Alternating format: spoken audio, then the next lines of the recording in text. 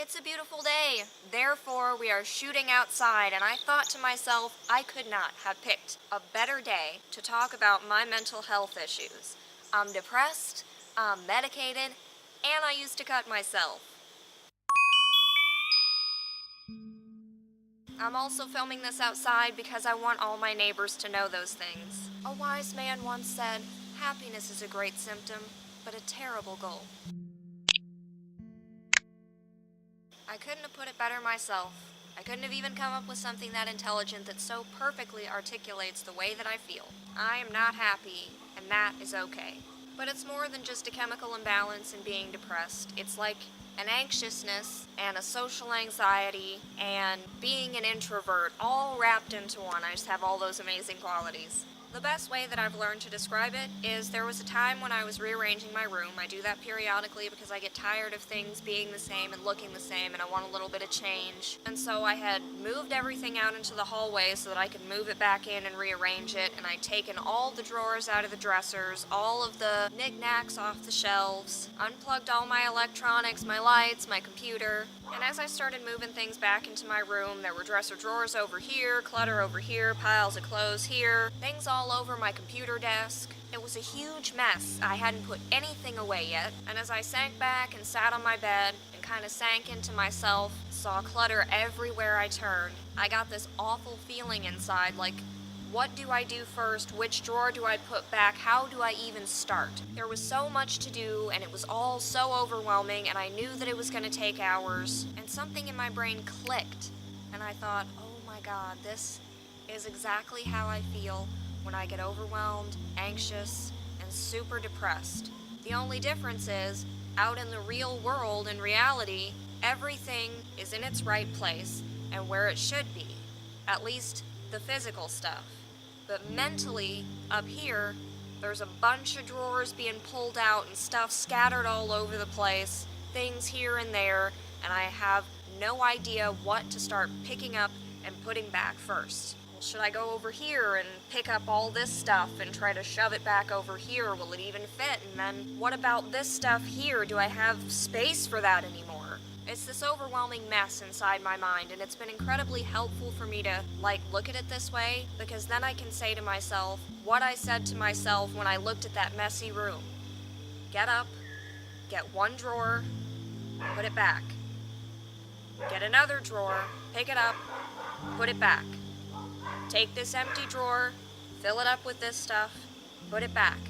I can't just snap my fingers and have all of this stuff be rearranged. I actually have to take the time, one thing at a time, one step at a time, and put it back. So a lot of times when I'm feeling that anxiety in a social situation, or just when I'm shopping, or even in my room alone, and I'm so overwhelmed that I can't get out of bed because of all the things stacked up that I have to do today, and they might be small things like change the litter, eat cereal, take my pills, take a shower. None of that stuff is going to get done unless I just get out of bed and make my bed first. I say, okay, well, my bed is made, now take your pills. Okay, you've taken your pills, now take a shower. But it's also the reason that I sink into myself sometimes and I just sit back and I'm overwhelmed by a really simple situation. It might look simple on the outside to other people, and it might really genuinely be a simple situation, but in my head, I've created all of this clutter and this mess of thoughts and obstacles and things that I can't figure out how to do or do fast enough. And I used to really beat myself up over this because I wanted to be someone with a sunny disposition, and I have never been that person.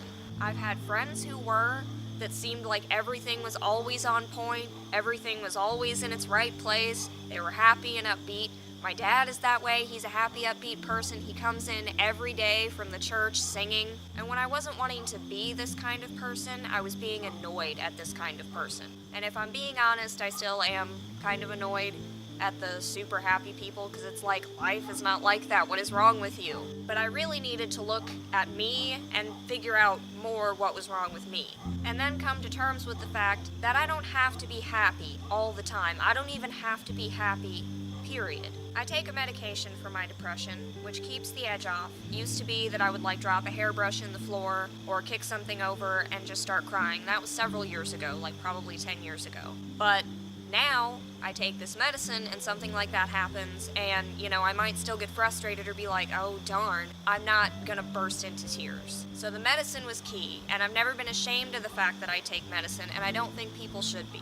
One of the great ways that I deal with this clutter when it comes up is to remember that things are actually not all about me, that the world does not revolve around me, and that hanging on to happiness is not something that I should strive for all the time, because it's just an unrealistic thing to strive for. We're not guaranteed happiness, we're guaranteed the pursuit of happiness. And I'm not saying don't pursue being happy, I'm just saying don't hang all of your hopes and dreams on that. Don't make that your life goal. In recognizing that things aren't all about me, reading scriptures reading all of the book of Ecclesiastes about how life and things in life, how it's all futility, how it's all striving against the wind and it doesn't really mean anything, that is a great comfort to me, because it takes the pressure off of me and off of thinking that everything I do is so freaking important that if I don't get it done, the world is gonna end. It's like, no, because it's not about you, and it doesn't matter if you do this, or this, because it's not about you.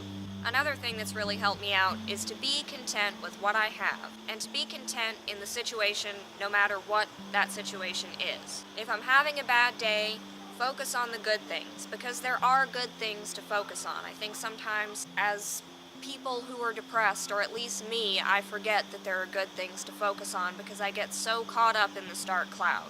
But there are lots of things, little things even, like my cats, or being in good health, or being able to sleep in as late as I want, because I know that that's not a privilege afforded to everyone. The fact that the sun is out and that it's a beautiful day, that I've written a few days this week, or that I've filmed videos, whatever it is that's good, I hang on to it. And there's a great scripture for that. I'm going to put it up on the screen right now. It's a great scripture that has really encouraged me a lot, especially recently.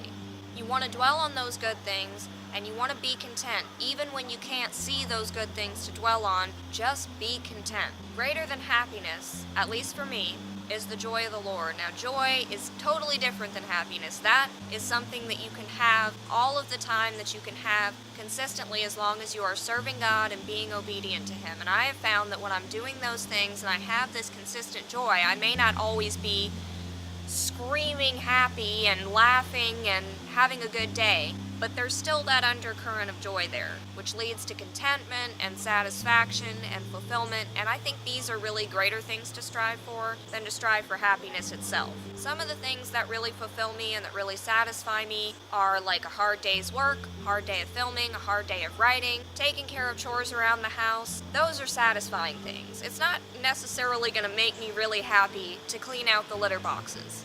Takes a long time. I gotta carry them up and down the stairs.